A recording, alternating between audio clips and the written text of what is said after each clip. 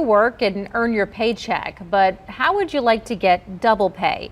That's what we found the city of Kenner was paying one official for months after Hurricane Ida. Yeah, we found those double payments after scouring over payroll records that we had to sue the city of Kenner to get. And as our new investigation reveals, it appears much of that pay could be against Kenner's own policy.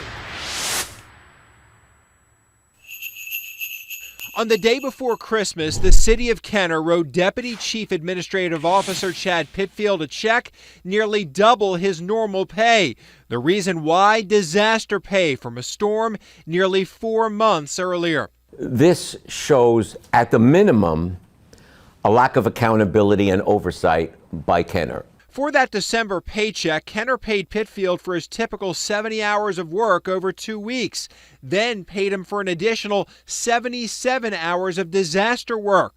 The disaster pay, $5,800.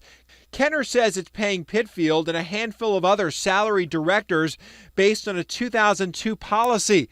The policy applies to days the city was closed due to the emergency and says if a director works, the city pays their normal scheduled hours and then pays them again for any actual hours worked.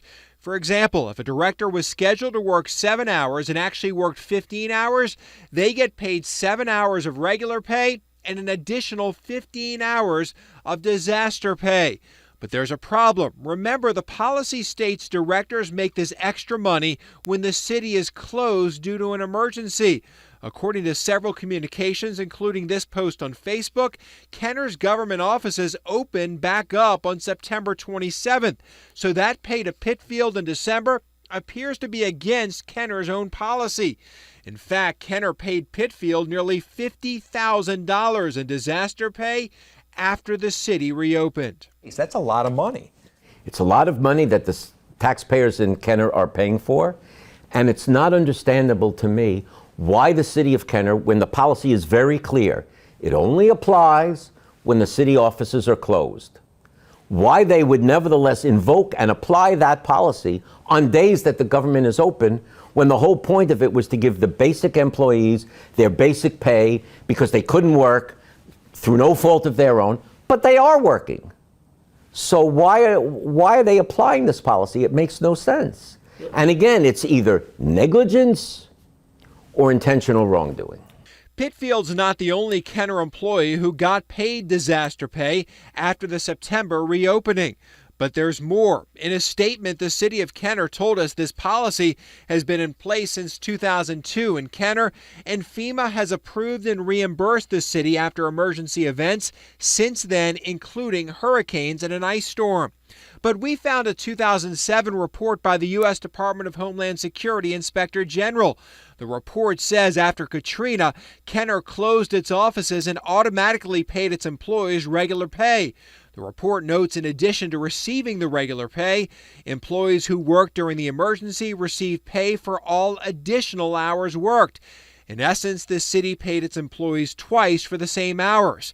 This is the exact same policy Kenner used after last year's storm.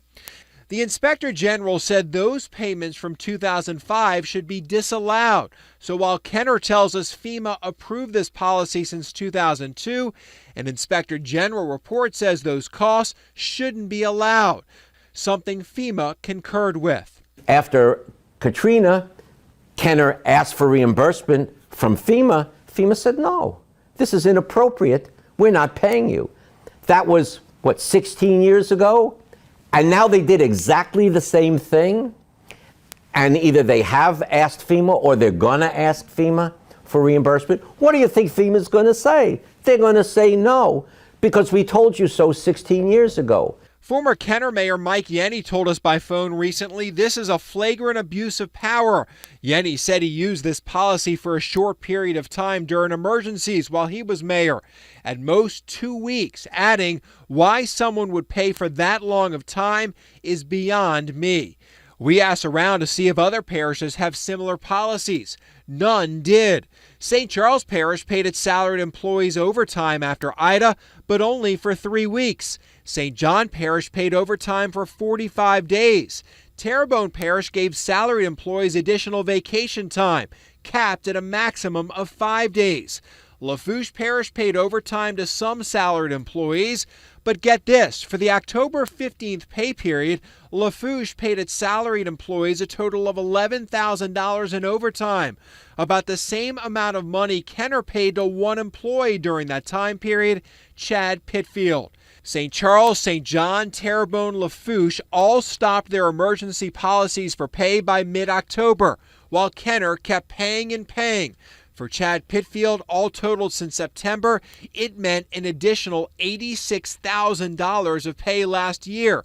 Much of it appears to be against Kenner's own policy. This is the government that's financed by the taxpayers. The government has rules and regulations. They're obliged to follow them. They want to change them. They can go through the political process and change them, but they haven't done that. So why are they just on an ad hoc basis making things up and doing these things? I don't understand why they're flouting their own policies. Again, only two explanations: negligence, asleep at the wheel, or intentional wrongdoing. Neither of those is a good answer. We asked current Kenner Mayor Ben Zahn for an interview about this story, but he refused. Regarding the Inspector General report on the 2005 payments, it's unclear if FEMA asked for reimbursement of those expenses or if the agency approved payments like this for future storms. FEMA did not respond to our request for comment.